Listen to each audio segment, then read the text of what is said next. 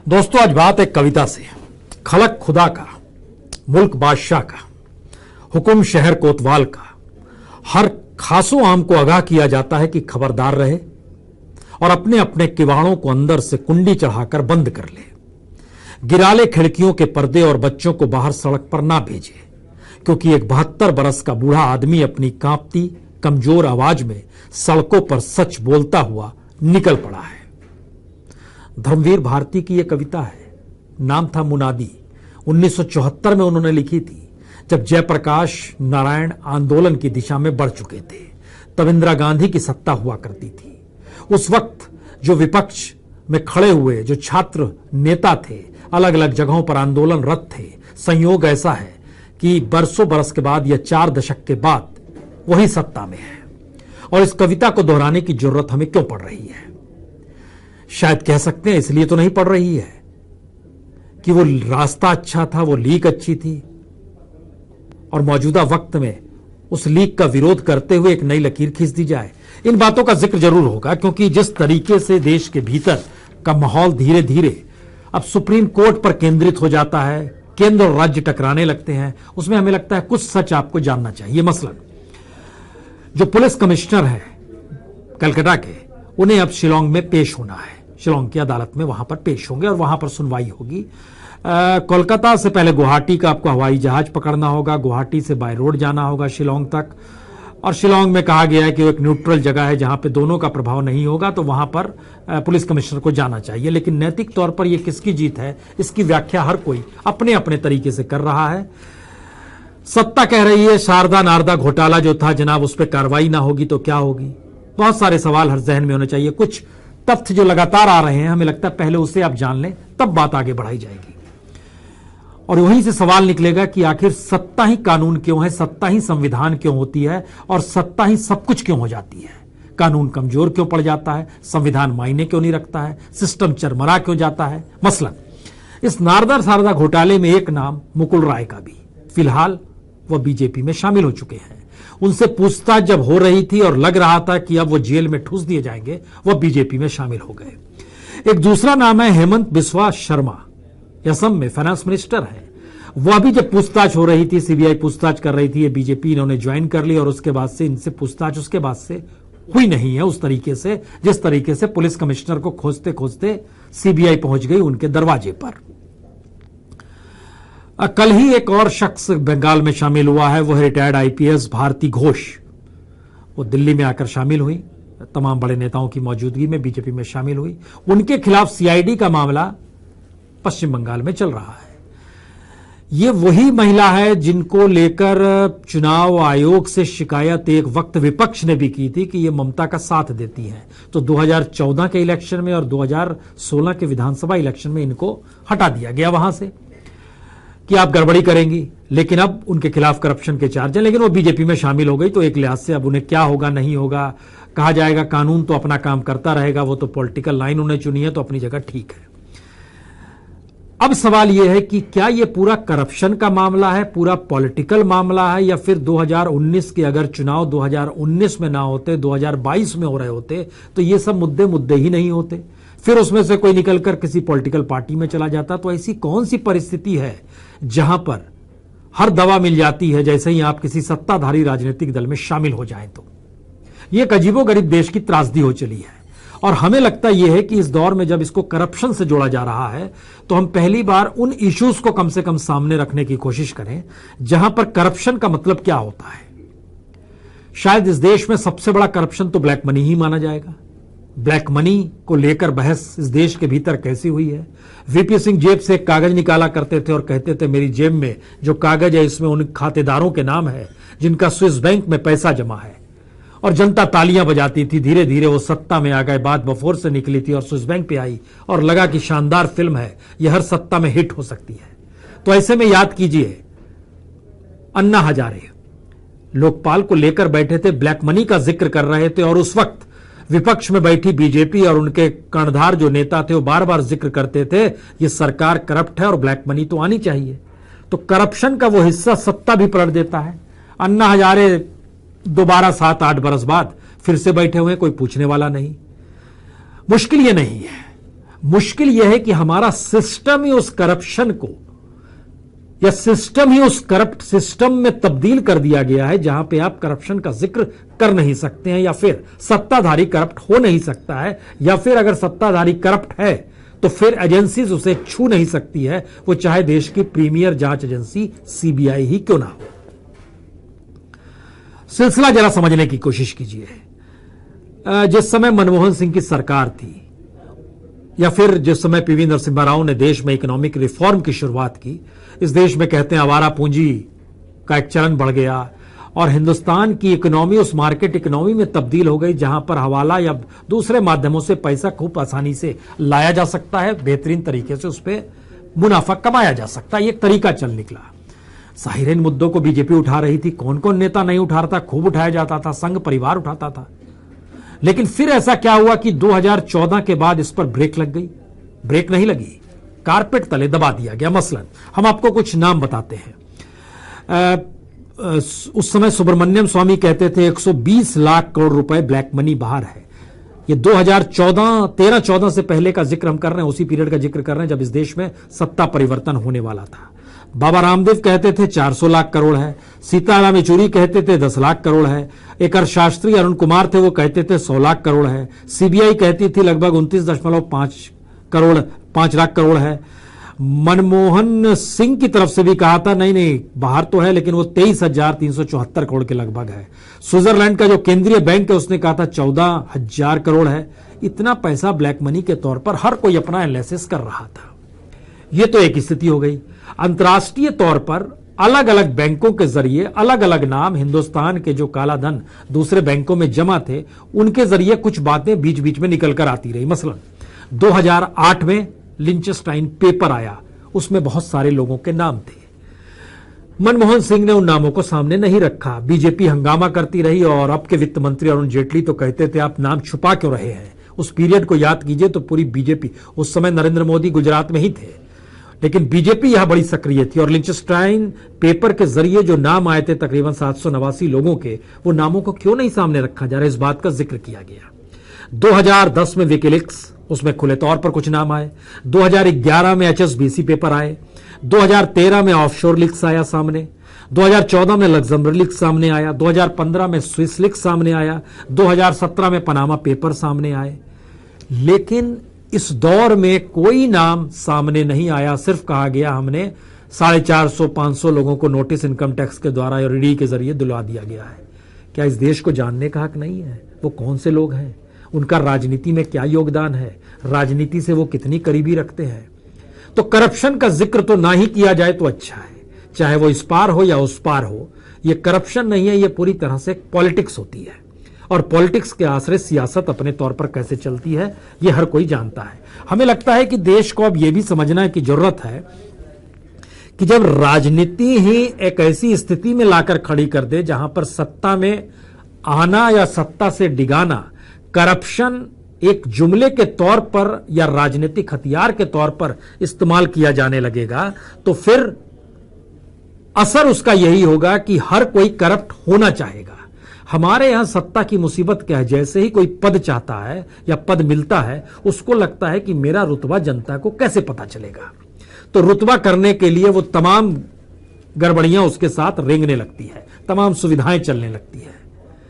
मुश्किल यह नहीं है कि किसी राज्य का मुख्यमंत्री या देश का प्रधानमंत्री इस दायरे में आकर सिमट जाता है। मुश्किल यह है कि पूरा सिस्टम ही हमने ऐसे बना दिया है जहां पर करप्शन उस पद का हिस्सा बन जाए, पार्ट बन जाए और उसके जरिए वो मजे में करते रहे। आप सोचेंगे कि ऐसे में वो कौन सी पॉलिटिकल स्थिति होनी चाहिए जिससे चीजें अनुकूल हो जाए। हमने एक आंकड़ा निकालने की कोशिश की, सरकार के ही जाहिर डॉक्यूमेंट के जरिए ये आंकड़े निकाले गए हैं।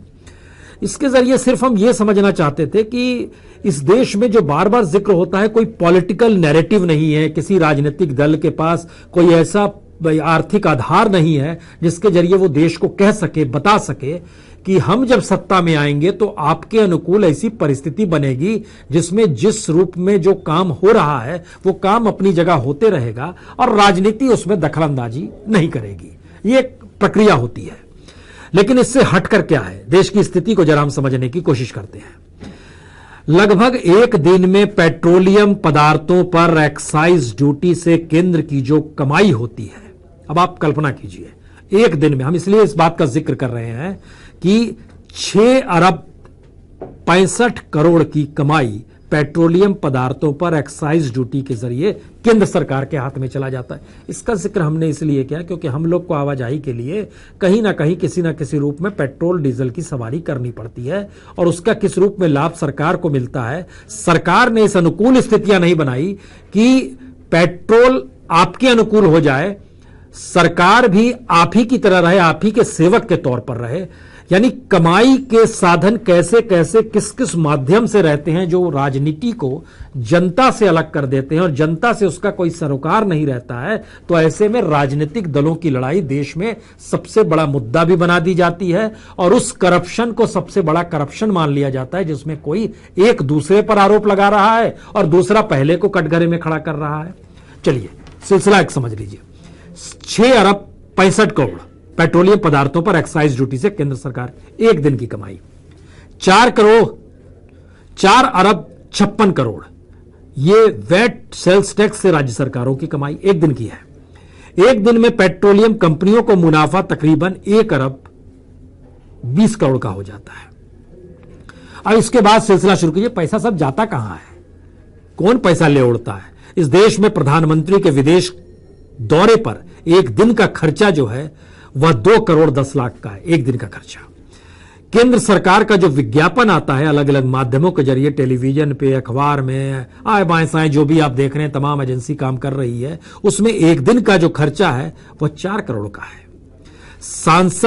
संसद जो चलती है, जिसको आप देख रहे हैं कि आज नहीं चली, हंगामा हो गया, वेल में कुछ लोग आ गए, हंगामा कल भी हुआ था, उसमें एक दिन चलाने के लिए जो खर्चा होता है वो तकरीबन 1.5 करोड़ का बैठता है। क्या फर्क पड़ता है, 1.5 करोड़ नहीं खर्च नहीं हो पा रहे हैं। ये 1.5 करोड़ नहीं, ये 15 करोड़ का खर्चा है जो एक दिन संसद चलाने पर खर्च होता है। तो 15 करोड़ रुपए नहीं हो गए खर्च, किसे मतलब है। बैंक जो है, जो हम लोग लगातार जिक्र एनपीए का कर रहे हैं, जो बट्टे खाते में डाल दिया जाता है, यानी जनता का पैसा जो रईसों के पास चला जाता है, उसके बाद वो लौटाते नहीं है और सरकार ने रिटर्न ऑफ करने की जो नई स्कीम निकाली है उसमें बट्टे खाते में डालने का प्रोसेस होता है। अब इस बट्टे खाते में डालने में बड़े सारे जीरो हैं,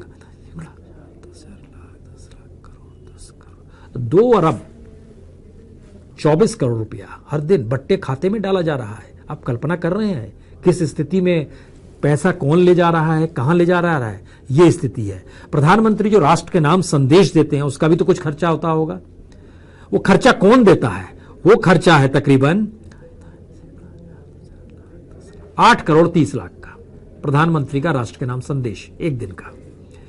लोकसभा सांसदों के एक दिन का वेतन और भत्ता जो होता है वह 48 लाख रुपए है और 25 लाख रुपए राज्यों के मुख्यमंत्रियों के दफ्तरों में एक दिन का चाय पानी का खर्चा होता है।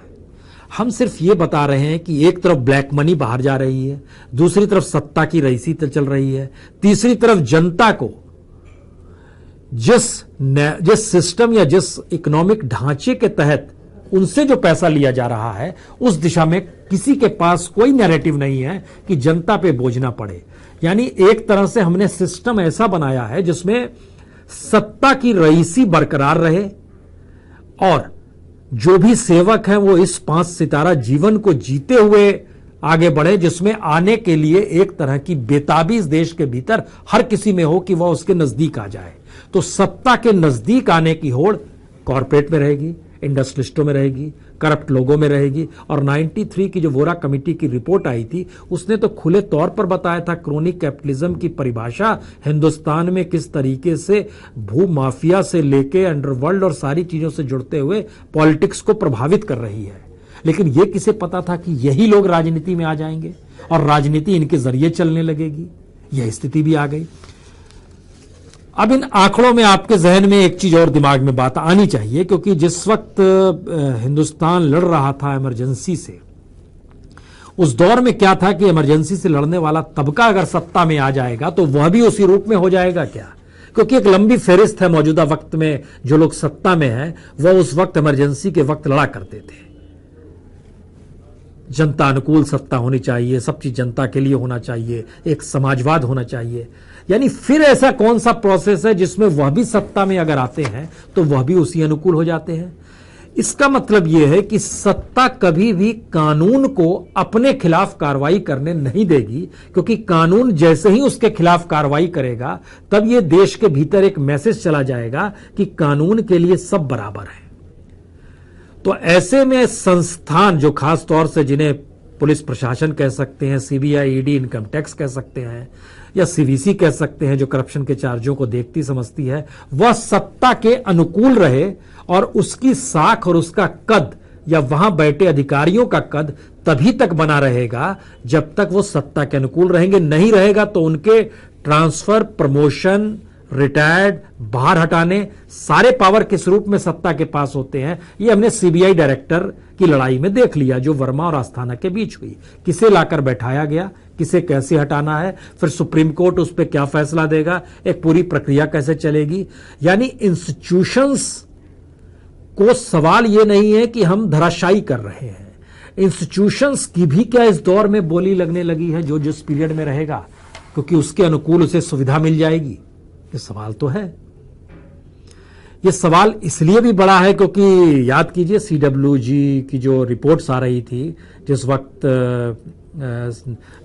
मनमोहन सिंह की सरकार थी, कोयला घोटाला की आई, 2G स्कैम की आई। 2G स्कैम में किसे जेल हुआ? वो एक परसेप्शन की बात चल रही थी, इतना घाटा होगा, ऐसे होगा, ये होगा, उसको लाया गया। कोयला घोटाले का जिक्र करें तो कोयला घोटाले में भी जिनको लाइसेंस दिया गया या जिनको खादान का लाइसेंस दिया गया, कितनों को जेल हुई या क्या प्रोसेस रहा? हमें लगता है ये सारी चीजें आखिरकार उस सिस्टम का हिस्सा बना दी जा रही है जिस सिस्टम का मतलब ही करप्शन है। और कानून को लागू कराना या कानून नजर आना चाहिए, इसको भी इस रूप में रखा जा रहा है कि वो सत्ता अनुकूल लगे।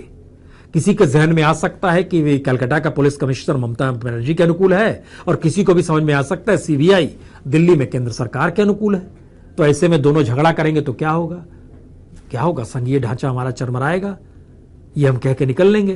लेकिन सवाल इतना नहीं है। सवाल है कि अगर देश सिस्टम और संविधान के बनाए रूल रेगुलेशन के तहत भी नहीं चल पा रहा है, या कोई सत्ता ही अपने आप को संविधान से भी ऊपर मानकर इस रूप में सामने रखने को तैयार हो चली है कि जनता को बताया जाए कि तुमने हमें चुना है, तुमने संविधान तो नहीं बनाया। संविधान जिन्होंने बनाया उन्होंने जो सोचा तब सोचा। अब की स्थिति यह आ गई है कि हम आपके वोट से बनकर आए हैं, तो हमारे पास यह अधिकार होना चाहिए कि हम जैसा मन चाहे 5 साल तक वैसा कर सकते हैं।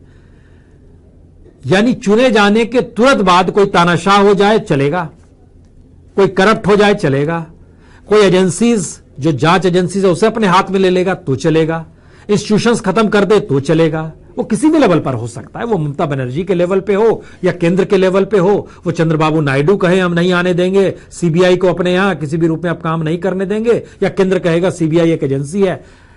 यानी साख धीरे धीरे खत्म हो रही है। अगर साख खत्म होगी तो सवाल यह नहीं है कि प्रधानमंत्री जिन बातों का जिक्र करे या राज्य में बैठी ममता जिन बातों का जिक्र करे उनकी साख खत्म हो। सवाल यह है, ये कॉन्स्टिट्यूशनल पद है, और जब पदों के साख खत्म होते हैं तो फिर वह देश बनाना रिपब्लिक में तब्दील हो जाता है। और हम बार बार सोच रहे थे कि बनाना रिपब्लिक आखिर होता क्या है, क्योंकि बनाना रिपब्लिक की दिशा में हम लोग बढ़ रहे हैं, तो फिर क्या इसको किस रूप में लिया जाए? क्योंकि हमें याद आ रहा है कि 2014 में जब लोकसभा चुनाव के परिणाम आ रहे थे 8 मई को, तो नरेंद्र मोदी ने एक जगह प्रेस कॉन्फ्रेंस उनको करने से रोक दिया गया था। तो अरुण जेटली ने भारत को बनाना रिपब्लिक की तर्ज पर देखना शुरू कर दिया। और ऐसा नहीं है वो एक वक्त देखा गया, कई बार देखा गया। लेकिन दरअसल बनाना रिपब्लिक जो है, ये अमेरिकी कथाकार थे ओ हेनरी, उन्होंने बनाना रिपब्लिक का प्रयोग सबसे पहले किया था, जिसके बाद यह शब्दावली चलकर निकल गई। लेकिन यह लोग नहीं समझ पाए कि दरअसल बनाना रिपब्लिक का मतलब होता क्या है। बनाना रिपब्लिक उसको कहते हैं, वो दरअसल उस परिप्रेक्ष्य में कहा गया था जो ओ हेनरी जो कथाकार थे, किस तरीके से अमेरिकी व्यवसायी जो होते थे वो कैरेबियन द्वीप या मध्य अमेरिका और दक्षिण अमेरिका में बड़ी चतुराई से जो भारी मात्रा में केला उत्पादक क्षेत्र था उस पर अपना कब्जा कर लेते थे, और स्थानीय मजदूरों को कौड़ियों के भाव पर काम करवाकर केलों के उत्पादन को अमेरिका में निर्यात कर दिया जाता था, भारी लाभ कमा लिया जाता था। अब आप सोच सकते होंगे कि भारत में ऐसा कहां होता है, या फिर भारत में तो ऐसा एक आम बात है। किस तरीके से खनन का क्षेत्र हो, इंडस्ट्री के क्षेत्र हो, एनर्जी के क्षेत्र हो, हर क्षेत्र में किस तरीके से जो कॉरपोरेट है उसका कब्जा किस रूप में हो रहा है, या प्रभावशाली धनी वर्ग का नियंत्रण कैसे होते चला जाता है, ये उस कथा में निकला था जो बनाना रिपब्लिक था। लेकिन भारत में ऐसा क्या हो गया? भारत में जाहिर है चंद हथेलियों पर आप गिन सकते हैं जो कॉरपोरेट या औद्योगिक समूह है, जिनके पास जितना मुनाफा हुआ उतनी रकम अगर इस देश के 30 करोड़ बीपीएल परिवारों में बांट जाती तो आपको जानकर हैरत होगी कि एक बरस के 5 कॉरपोरेट औद्योगिक समूह की संपत्ति को अगर बांटा जाए 30 करोड़ लोगों में तो वो ना सिर्फ रईस हो जाएंगे बल्कि इनकम टैक्स भरने की स्थिति में भी आ जाएंगे, यानी उनकी आय 5 लाख से ज्यादा हो जाएगी। लेकिन हम भारत को बनाना रिपब्लिक क्यों कहें? यहां तो शानदार विकास हो रहा है, चीजें अनुकूल हो रही है, लेकिन इस अनुकूल होती स्थिति में भी किस तरीके से कब्जा किनका हो रहा है जो अब उंगलियों पर गिने जा सकते हैं, क्या इस स्थिति में आ गए हैं? यानी हमारे लिए महत्वपूर्ण क्या है? तमाम राज्यों के मुख्यमंत्री, केंद्र में प्रधानमंत्री, इनके चेहरे सामने आ जाएं, काउंटर में कोई विपक्ष का नेता जिसको लगता हो कि वो सत्ता में आ सकता है, जो विपक्ष अभी दिखाई दे रहा है, उनके नेता, इसके अलावे वो चंद कॉरपोरेट जिसके लिए सत्ता काम करती है। यानी 100 लोग भी नहीं आएंगे आपकी उंगलियों पर जिनके जरिए आप कह सकते हैं कि इन 100 लोगों की जब सत्ता रहेगी तो उस पर कार्रवाई कौन करेगा? कोई कार्रवाई नहीं करेगा। यह है करप्शन का एक चेहरा, और इस करप्शन पर निगरानी के लिए संवैधानिक तौर पर और पार्लियामेंट के जरिए जारी अध्यादेश के जरिए बात सामने आई थी कि एक लोकपाल तो होना चाहिए जो कह सके, बता सके, निगरानी कर सके, लेकिन उस दिशा में कभी बात गई नहीं। तो बात हमने शुरू की थी धर्मवीर भारती की कविता से। यह सवाल है, धर्मवीर भारती अब नहीं है, जयप्रकाश नारायण भी नहीं है, साहित्यकारों की फौज उस रूप में है या नहीं है, या उनको लिखने पर रोक लगा दिया गया है जो इस बात का जिक्र ना करें। लेकिन उस मुनादी कविता की आखिरी चंद लाइनें कहती हैं, बेताब मत हो, तुम्हें जलसा जुलूस हल्ला गुल्ला भीड़ भड़क्के का शौक है, बादशाह को हमदर्दी है अपनी रियाया से, यानी जनता से। तुम्हारे शौक को पूरा करने के लिए बादशाह के खास हुक्म से उसका अपना दरबार जुलूस की शक्ल में निकलेगा। दर्शन करो, वही रेलगाड़ियां तुम्हें मुफ्त लाद कर ले जाएंगी, बैलगाड़ी वालों को दोहरी बख्शीश मिलेगी, ट्रकों को झंडियों से सजाया जाएगा, नुक्कड़ नुक्कड़ पर प्याऊ बैठाया जाएगा, और जो पानी मांगेगा उसे इत्र बसा शरबत पेश किया जाएगा। लाखों की तादाद में शामिल हो उस जुलूस में और सड़क पर पैर घिसते हुए चलो, ताकि वह खून जो उस बुढ़े की वजह से वहां वह पुछ जाए, बादशाह सलामत को खून खराबा पसंद नहीं। तो आज इतना ही, कल फिर मिलते हैं इसी वक्त। तमाम सवाल आ रहे हैं जो हम देख पा रहे हैं स्क्रीन पर, लेकिन हमें लगता है कि सवालों के बीच का मतलब यही है कि राजनीतिक तौर पर सवालों को ना बांटा जाए, इस देश को समझते हुए, और देश को कैसे देश के तौर पर रखना है, उसे राजनीति के हाथों बंधक नहीं बनाना है। इस दिशा में सवाल हो तो मजा आएगा। शुक्रिया।